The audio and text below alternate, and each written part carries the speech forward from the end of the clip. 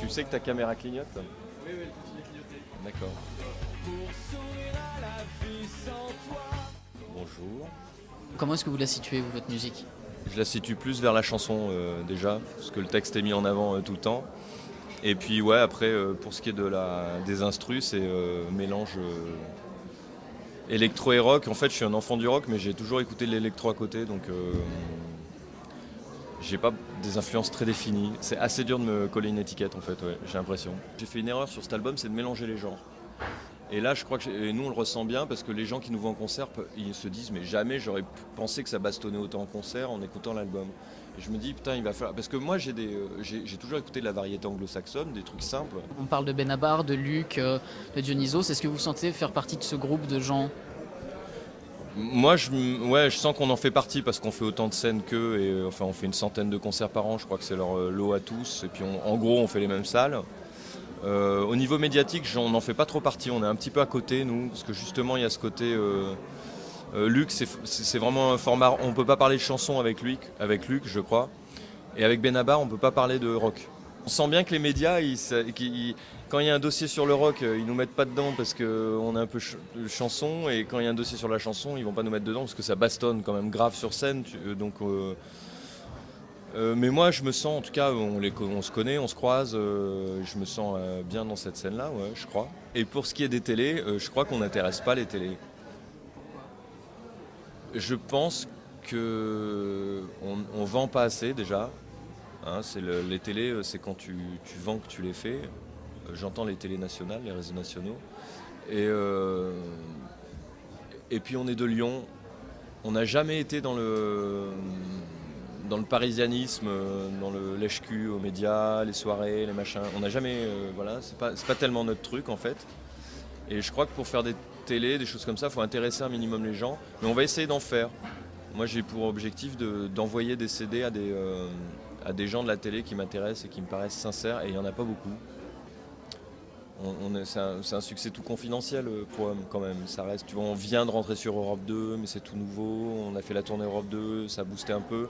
Mais il y a le Move, les radios Ferrarock, France Inter qui nous ont suivis. Mais tu vois, donc bon, les télés, tu les intéresses quand t'es comme dans le cinéma, quand t'es bankable, quoi, quand tu représentes quelque chose. Et nous, on n'est qu'un groupe de scène qui en plus, tu vois, moi je suis pas looké, je suis habillé toujours pareil.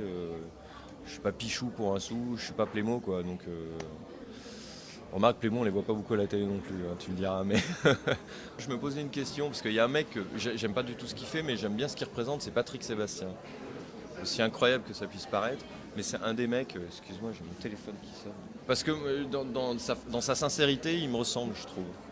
Enfin je trouve que c'est un mec on n'est pas dans les mêmes sphères, mais il a quelque chose où il fait quand même ça souvent à tout le monde, quoi. Il suit son truc, même si c'est pas la même route. Je me suis demandé si je lui envoyais pas quelque chose, et en même temps je me dis putain, est-ce que tu vas assumer? S'il dit putain, c'est génial, viens chanter 2 titres dans mon émission samedi soir. Nous, Pro-Homme, groupe de scène indépendant d'esprit, enfin, on a signé dans une major, mais notre liberté artistique est contractualisée, donc on est assez indépendant. Voilà, toi tu le verrais comment? C'est simple, c'est que moi j'ai démarché pendant très longtemps les maisons de disques en prenant des portes dans la gueule et qu'à un moment je me suis dit bon, il y a un truc qui va pas et en plus ouais, il y avait un truc qui allait pas quoi et je me suis dit je vais aller voir si le public au moins lui adhère avec ce que je fais et tout de suite on a vu que le public adhérait et en plus tout de suite moi j'ai vu qu'il fallait que je passe par là pour apprendre à chanter. Je crois que j'ai besoin de la scène même si j'en voulais pas au départ. Parce que même quand j'en voulais pas, je faisais du théâtre, donc bon, j'étais bien sur une scène pour quelque chose. Je crois qu'ils nous ont signé pour la prestation live, en fait, Polydor. Et pour les textes aussi beaucoup. Et la musique, moi, dès la signature, je leur ai dit, je vous préviens, le prochain album, ça se trouve, ce sera piano-clarinette, donc faudra pas m'emmerder. Et ça n'a pas eu l'air de les bouleverser plus que ça. On n'a pas fait tant de tremplins que ça, quoi. On a dû en faire 5-6, mais tout le monde croit qu'on a fait beaucoup parce qu'on les a gagnés à chaque fois.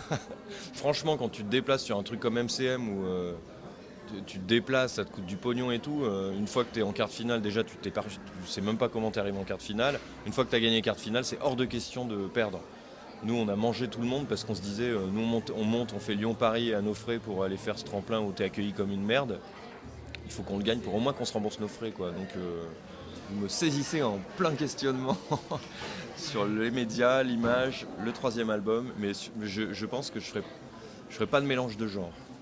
Le problème, c'est que si je fais un album très sombre, très extrême, comme j'en ai envie, c'est vraiment un problème pour la maison de disques, quoi, parce que c'est quand même des trucs invendables, quoi. Donc, et ça coûte du pognon, quoi, donc c'est un peu chiant. Je sais pas, je verrai. On verra, enfin on verra tous en 2006, ouais, automne 2006, le troisième, normalement. Donc, on verra là, quoi. On se tient au jus. Bah, merci à vous. T'as pris plein de photos, hein. Je me demande ce que tu vas en faire de tes photos. Parce que...